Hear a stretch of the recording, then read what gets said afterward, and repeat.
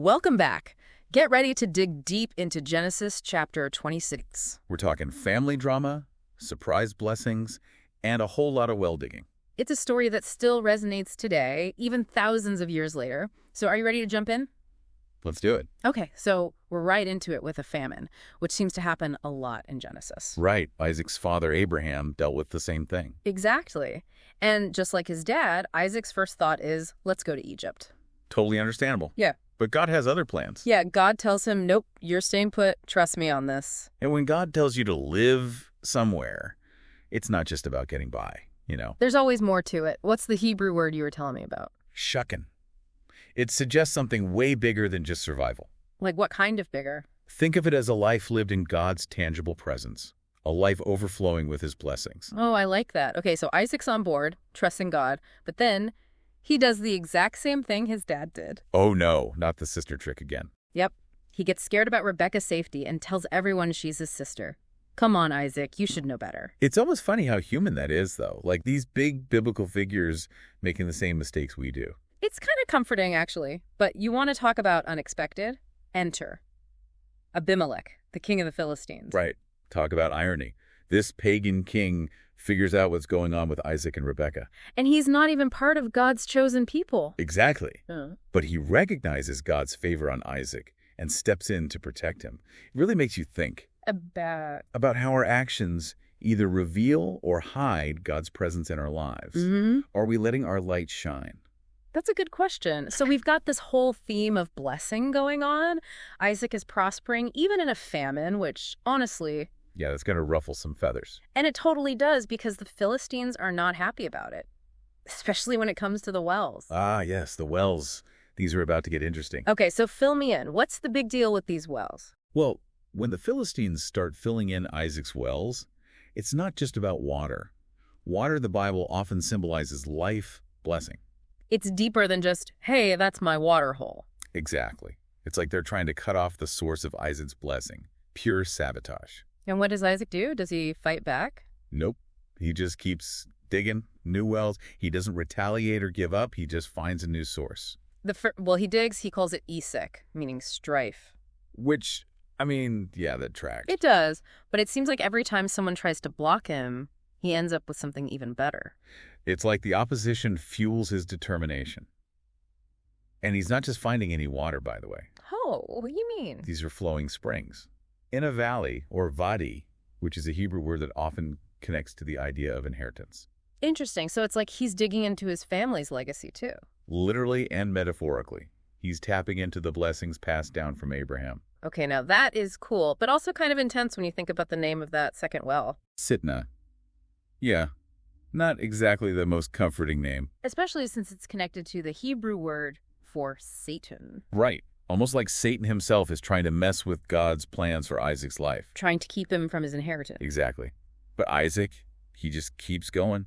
He digs a third well. And he calls this one Rehoboth, right? Something about expansion. That's the one. It means wide open spaces, room to grow. Okay, now that's just good stuff. Right. No matter what gets thrown at him, no matter how many times people try to block him, God's plan just keeps expanding. I like it. Okay, so connecting the dots here, it's like those roadblocks, they might be annoying, but they can actually push us towards something even better. Okay, I can see that. So what was it you were saying before about a metaphor? Oh, yeah. I was just thinking about how this whole well-digging thing, it's not just an ancient story. It's happening in our lives right now. Think about it. Where are you feeling stuck? Where's the resistance in your life? Oof, yeah, good question. Because sometimes it's way easier to just, sit by the empty well and complain. Right. But Isaac's story is a good reminder to keep digging, to keep trusting that God has something better. He didn't give up, and look where he ended up. Exactly. And speaking of ending up in interesting places, Isaac ends up at Beersheba, which was important for his dad, too, if I remember right. Very important. It's where God made that covenant with Abraham, promising to make him into a great nation. To bless the whole world through him. That's the one. And guess what happens when Isaac arrives at Beersheba? Okay, let me guess. Another well. What else? But this one's different. Even the Hebrew word for digging is different here. How so? This word, it suggests permanence. He's not just passing through anymore, he's laying down roots. He's home. It's like he's saying, this is where my family story continues, And it's in this place, with this deep connection to his heritage. That God shows up again. Family reunion. Pretty much. Isaac builds an altar, worships God, and you'd think things would finally calm down, right? Yeah, you'd think. But no, because here come those Philistines again. Round 2. What are they going to do this time? Fill in this wool, too. You'd think, wouldn't you? But this time, there's a plot twist. Don't tell me. They brought snacks. Even better, they come in peace. Wait, seriously, after all that, They actually want to make a treaty with Isaac. what changed their minds? I think they finally realized that they couldn't compete with God's blessing. Isaac kept getting blessed no matter what they did. So they were like, if you can't beat them, join them. Exactly. I love it. Okay, so what happens next? Big celebratory feast, right? You know it. They feast, they celebrate, and the very next day, More blessings. Isaac's servants find water. Tons of it. And they name this well Sheba, which means oath, to commemorate the peace treaty. Wow. So Beersheba, the well of the oath, the well of Abraham's promise, it all comes together. And it makes you realize, doesn't it? God's blessings, they have a way of spilling over, even reaching those who were once enemies. It's a beautiful picture of peace. But like you said, there's always another chapter. And this next chapter, it's a bit of a tough one. Because we haven't even talked about Esau yet. And Esau's story, well, it's definitely got some twists and turns. Like, remember how we were just talking about Hittites? Yeah, those Hittites. Important to remember them. Because Esau goes and marries not one, but 2 Hittite women. Oof. Yeah, Isaac and Rebekah were not happy about that. I can only imagine. That seems like a recipe for some serious family drama. Why were they so upset? Was it just like a cultural thing? It was deeper than that. Hmm? Remember, marrying within their own people group, for the Israelites, that wasn't just about tradition. It was about protecting their spiritual heritage. Exactly. Marrying outside the covenant, it was seen as a threat to their identity, to God's promises. Okay, I get that. But the Hittites specifically, there was more to it, right? Something about a curse. You're remembering. It goes way back, even before Abraham. Refresh my memory. What was the deal with the Hittites? So Noah, he cursed a specific lineage, a descendant of his son Ham, because of something awful that happened. Right. And those descendants, they became the Canaanites. Which included the Hittites. Wow. Okay, so it wasn't just about Esau marrying outside his culture, it felt like rejecting everything. Rejecting the family's spiritual inheritance. Mm-hmm. And you can see why that would break Isaac and Rebekah's hearts. Yeah, it's like he's trading his birthright for something that on the surface... Might seem appealing. Exactly.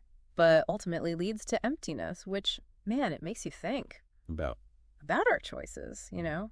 Are we building on the legacy of faith that's been passed down to us? Or are we choosing the thing that seems good in the moment but doesn't have that solid foundation? It's a question we all got to wrestle with. And it reminds me of something we were talking about earlier. The Philistines filling in the wells. Yep. It's easy to judge them, right? Total jerks. But how often are we doing the same thing in our own lives? Maybe not with literal wells, but... But what do you mean? How are we filling in wells? Well, how do we react when someone else is blessed? When they're experiencing the good things we've been praying for? Oh, man. Yeah. Are we truly happy for them, or is there a little bit of, I don't know... Envy. Jealousy. That feeling of, wait, that should be me? Right. And suddenly we're not celebrating their wins anymore. We're trying to diminish them, minimize their blessings. It's like that scarcity mindset. If someone else is winning, I must be losing. Which is a lie, by the way. God's blessings, they're not a zero-sum game. There's more than enough to go around. Man, so good. I love how this ancient story, all these wells and family drama, Right. it connects to our lives in such a real way. That's the thing about these stories. They're full of wisdom that transcends time. So as we wrap up this deep dive into Genesis 26, what's the one thing you hope our listeners take away? That we all have a choice. We can be like Isaac, trusting God through the tough times, persevering, extending grace. Even when people mess with us. Exactly. Or we can be like Esau, trading something priceless for something that ultimately leaves us empty. The choices we make, they have consequences. And not just for us, but for the generations that come after us. It's like we're all digging wells, you know? What kind of well are you digging? What will people find when they come looking for refreshment in your life? That's the question I hope we'll all keep asking ourselves. That's a good word. That's a mic drop moment right there. Thanks for digging deep with us on this one.